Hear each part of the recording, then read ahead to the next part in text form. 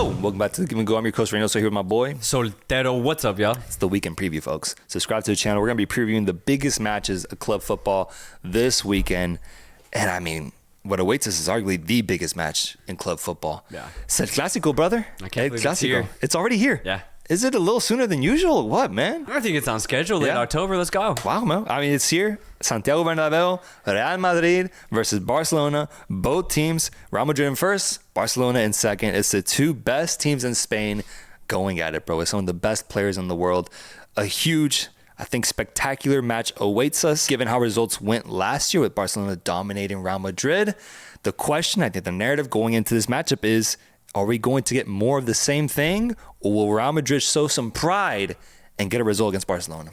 I cannot wait to see Barcelona dunk on Madrid in the Bernabeu in front of their home fans, because I truly think Barcelona continue their momentum that they built off of last season and beat Madrid. I don't really think it really matters where they play. Barcelona are the better team in my opinion. I think it'll be close. I think it's going to get heated. I think we're going to see a lot of passion, a lot of skill out on that pitch from both sides, but I think Barcelona are still the better team. They have Madrid's number right now. In terms of having their number, yeah, the results last year were crazy, man. To see them establish that dominance, Yamal dancing in that corner flag, like, that was crazy to see, bro. It was really a sign of Barcelona's improvement, given how things were going the years prior. But now, I think at the moment, I think Barca is the better team, but I don't know if that will be shown at the Santiago Bernabeu, man, because what I will say about Barcelona, despite how good their offense is, having just scored 6 goals against Olympiacos, their defense has gotten worse. I think it has gotten worse. Real Madrid is also struggling. Their defense is also struggling. But I do think what's going to dictate the result of this game isn't really the offenses, because I think both offenses are on fire, with Mbappe being one of the most informed players in the world and Lamine Yamal capable of Lamine Yamal type things, as well as all the supporting cast. The offense to me isn't the question. It's the defense. And on the day, which defense shows up and which defense doesn't, I got a feeling Barca's won't show up, bro.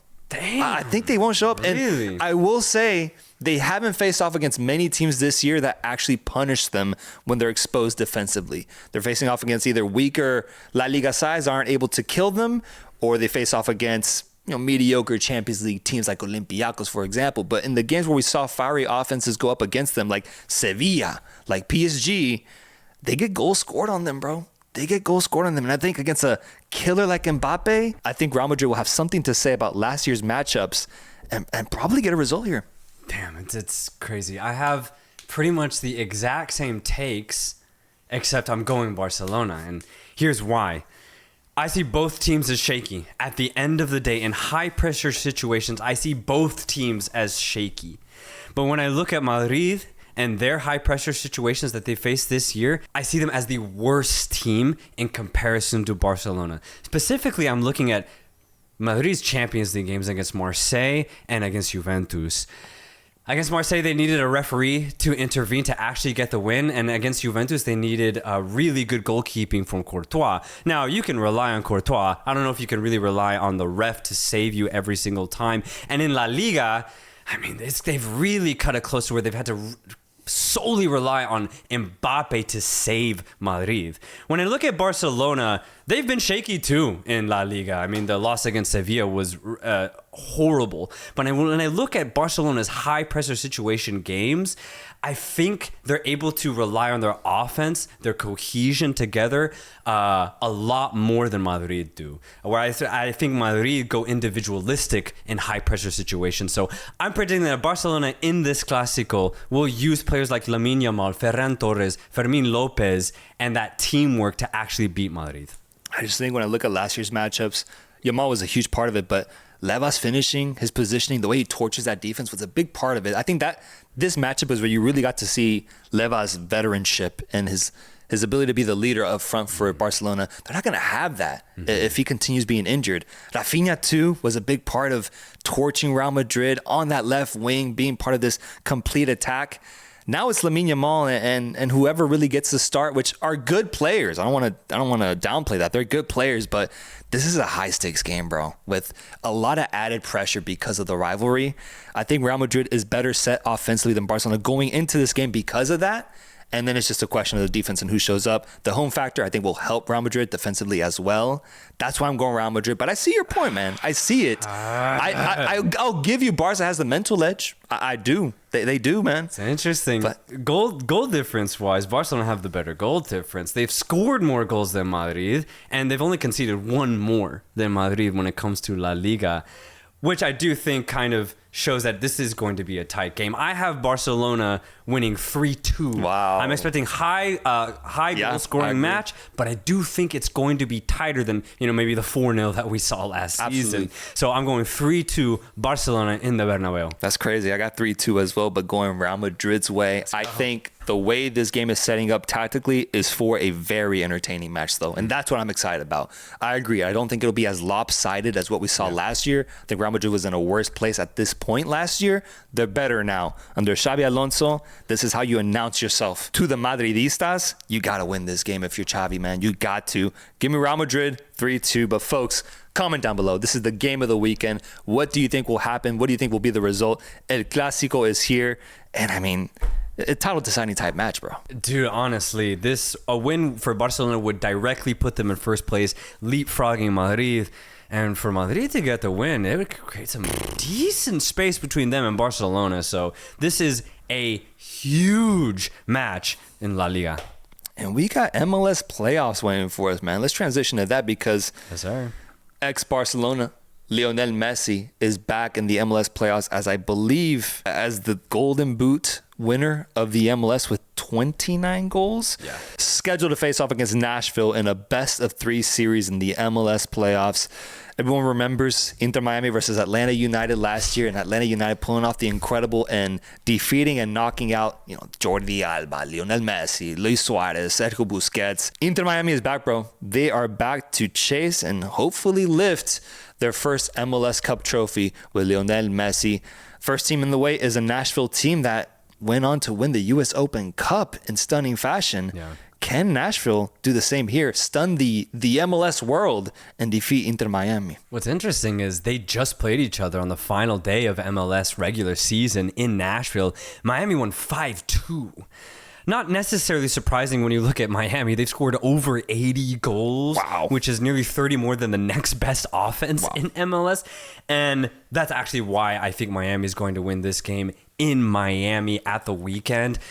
Their offense is unreal. It's ridiculous. When you have the best goal scorer and best assister in one man, Lionel Messi, can he really be stopped? I think the answer is no. I think it'll take a complete performance from any opponent, not just Nashville, to actually stop Miami's offense.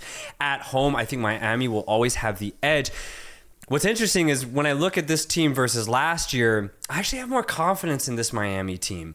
I'm looking at players like Falcón, players like Rodrigo de Paul, even Allende, all alongside the core players that have always been there in Busquets, Messi, and Alba. I think the team has improved. I think there's more confidence to kind of manage high-pressure situations, whereas in times before, Miami really did just rely on Messi. But I think the players around him now just are a lot stronger. So when I look at Nashville, who do have good offensive pieces, Mukhtar Surridge has had an insane season.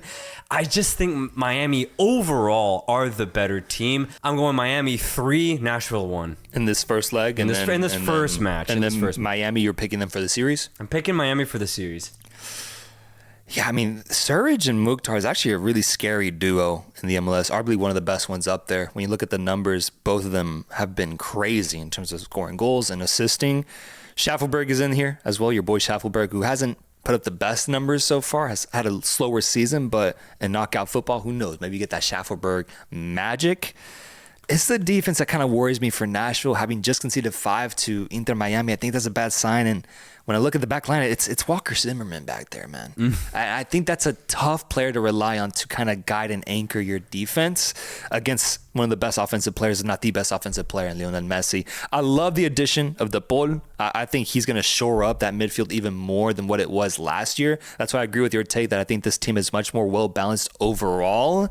And I think that's going to show in this matchup. So in this game, I have Inter Miami winning 3-2. I have a lot of goals being scored and Nashville showcasing that offense that they do have. But for the series, I think Inter Miami is able to overcome their demons and get a good result here against Nashville, who will prove to be tough, but won't have enough, I think, to take them down. And then the last MLS matchup that we're going to preview here is Vancouver Whitecaps going up against Dallas, FC Dallas, in a best-of-3 series as well. Vancouver finishing off the season in second place. Dallas representing the 7th seed in the Western Conference. Same as Inter Miami and Nashville, they just faced off. Yeah. They just faced off to end the season with Dallas defeating Vancouver 2-1. There was a red card in the 11th minute for Vancouver, and I think that played a big part in how the result ended up. Taking all that into consideration, I think Vancouver have one of the most complete teams, not just in the Western Conference, but in all of MLS. I'm looking at guys like Sebastian Berhalter, who's had such a standout season. He dominates this midfield, both on the defensive and offensive end for things. But then offensively for Vancouver, I mean, they've got some really sneaky players. Ali Ahmed, who's starting for the Canadian national team, is a menace on the wing. But then this fall, they've added Thomas Muller, who is not shied away from the big stage, scoring goals in pretty much every single game for Vancouver since he made his debut a couple months ago. Vancouver is definitely a team to watch out for in all of MLS playoffs. I will say, though, one thing that I think will hurt their chances to actually go all the way, both of their starting center backs injured. Blackman and Veselinovic, who have been so good this season, both out for the rest of the season. I think that's going to really hurt them, truly. I think they'll be able to beat Dallas, though. So I think Vancouver will win this series on the weekend. I say they get the result 2-1. Peter Musa, that's the name for FC Dallas in terms of the player that's going to be looking to torture and exploit that Vancouver defense that is weakened by missing their center backs. Musa with 18 goals, 7 assists for FC Dallas this year. The Croatian building upon already a really good campaign he had last year. That's who FC Dallas is going to be relying and placing their hopes upon to hopefully pull off a really impressive result here. My thing is, it's the best Vancouver team of their history, bro. Yeah. In terms of points accumulated, no other team in Vancouver has ever reached this amount of points. They've been successful now for a good number of years in terms of how they built up to this moment. I think all these players are very good in form. I think even with the injuries, it's still there. It's still enough to be able to compete and defeat FC Dallas. I kind of have the same thoughts as you. 2-0 victory in this first leg match, and then Vancouver winning overall in the series.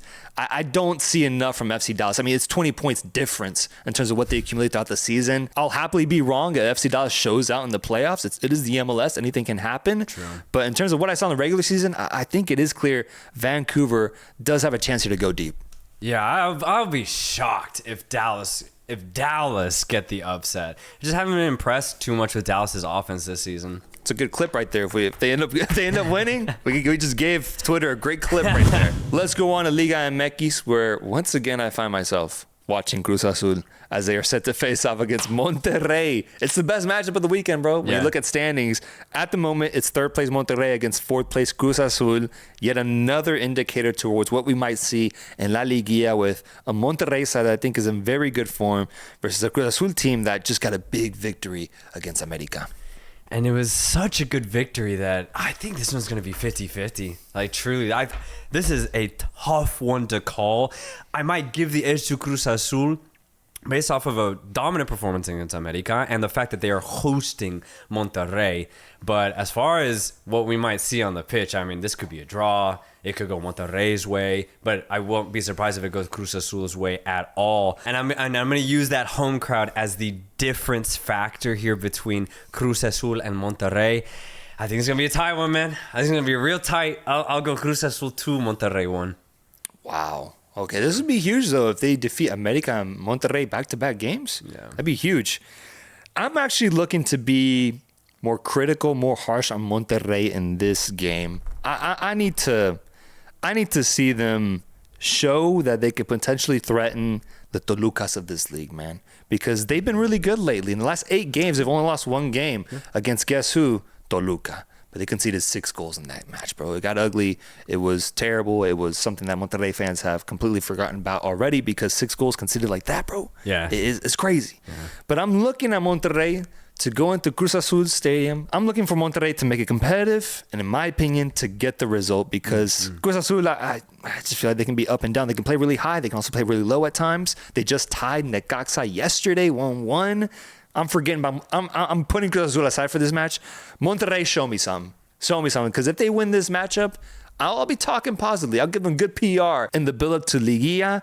And I do think they have the talent. I think they have the form. I think they have the players to be able to go to Cruz Azul and get a 2-0 victory. That's what I'm predicting. Yeah, and this would be a really good sign for Monterrey going into the Liguilla if they can get the win here. I just look back at that America match where they dominated that first half, had a 2-0 lead, and then they let America back in, and they really shouldn't have. It was poor game management from Monterrey. The match ended 2-2, but a statement has to be made from somebody here. Yes. So if it's Monterrey getting the win, it'll be great news because I look on paper, I like Monterrey's team better than Cruz Azul. I just need to see it.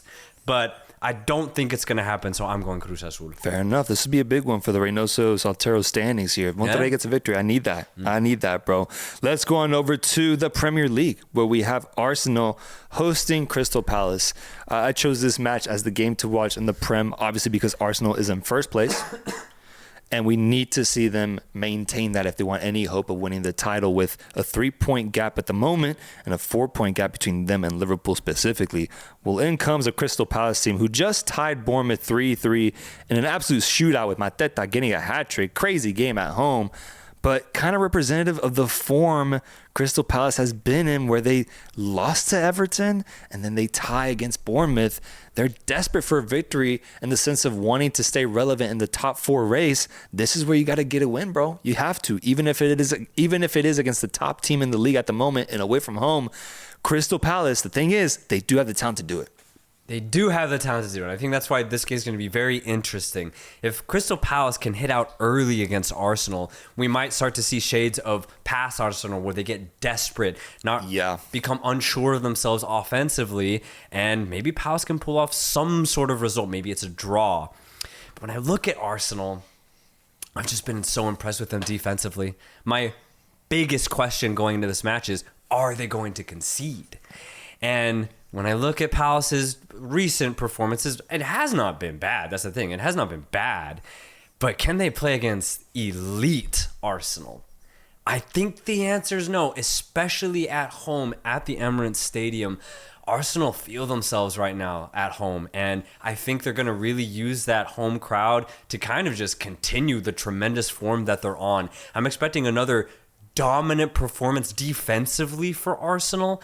And I expect Crystal Palace, honestly, to put up a good game as well. But when I look at players like Eberechi Eze, who's playing in that Odegaard position, trying to find himself, Saka's back in that starting position, Martinelli has refound himself with this Arsenal team, I see more going Arsenal's way than I do Crystal Palace's at the end of the day. So I'm going to go Arsenal. What score are you going with, Salts? Let me think about it. I'm going to go Arsenal 2-1. I do think Palace is going to get one goal. They're feisty enough to do it. I agree. That's my scoreline too. 2-1. Crystal Palace will get a goal, bro. Their offense is insane. Great. They're so clinical right now. They have so many different weapons. They score in different ways, in ways that are different from how the rest of the league scores, in my opinion. I think it's so cool to watch. Yeah. But can it win them the game? I don't think so. Mainly because of what you said, bro. I mean, I'm just going to echo what you said, because Arsenal, the narrative, what they've done so far, I think is very new. It's very fresh. And I think what they're building up to is a title-winning season in either the Champions League or the Prem. I don't know which one yet. But I just know that there's titles, there's silverware waiting for them if they continue playing like this. The depth is the biggest thing that I've noticed as a huge positive for this Arsenal team. It's going to show in this match, man. I think it will. So Arsenal wins 2-1 against Crystal Palace at home, and they maintain first place in the Prem. Let's go to a big matchup over in Serie A in Italy, where you have Napoli going up against Inter Milan.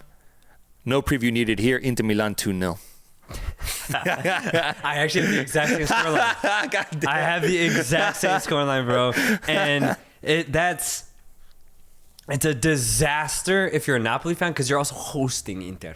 You're hosting, and we're saying 2-0 to the away team, bro. Man. But I truly think that's what's going to happen, man. Yep. Napoli right now, will Højlund play? That's a big question, because if he isn't, Napoli have no number 9, right? Lukaku's still injured.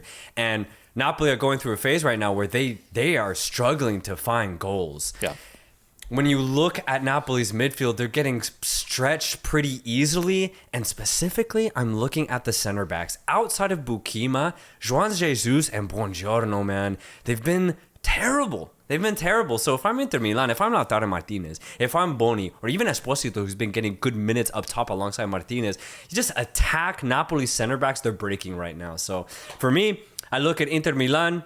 They're clinical right now. Also defensively, they're just as good as they were at their peak last year. I think there's actually a class difference right now between Inter Milan and Napoli. So that's why I'm with you. I'm going a definitive win for Inter Milan 2-0. Yeah, I think Inter Milan has started growing into themselves this year. They're not integrating that much new talent, but the talent that they are bringing in has been really, really positive. Like I mentioned, Boni, who I think now in 2 Serie A matches has scored consecutively. If Thuram doesn't start, that's your guy to go to there. We'll have to see Thuram's health. But either way, their offense has been so good. What I saw against Union St. Gilloise was very, very positive as they scored 4 goals away from home, and it could have been 6, it could have been 7. They won their most recent Serie A matchup as well. I believe it's all shaping up for Inter Milan to win this game. And I've really put a dent in Napoli's title defending chances. Yeah, that's the thing. If this ends up being a big loss for Napoli as we're predicting, then yeah, I think Napoli are pretty much out of the title. We'll have to fight for, still a Champions League spot because I think they are good enough for that, but I don't think they can really hang with the Milan and Inter Milans of the Serie A. Well, that's what I think would be cool about this game. I think this game is going to solidify that it really is a battle between the Milans, man. Like the Scudetto is between 2 teams, AC Milan and Inter Milan. If you look at the points, that's who will be first and second place. Give me that, bro. It's been years since we really truly had that at this level. Inter Milan 2-0. Inter Milan 2-0. Folks, down below, let us know your predictions for these matches. What games you're going to be watching. If you're going to be watching soccer at all, maybe watching college football or NBA, I don't know. But let us know down below, man. Comment down below, get involved. We'll be back with you guys to recap these games and recap the biggest storylines in weekend club football. Till next time, guys. Peace.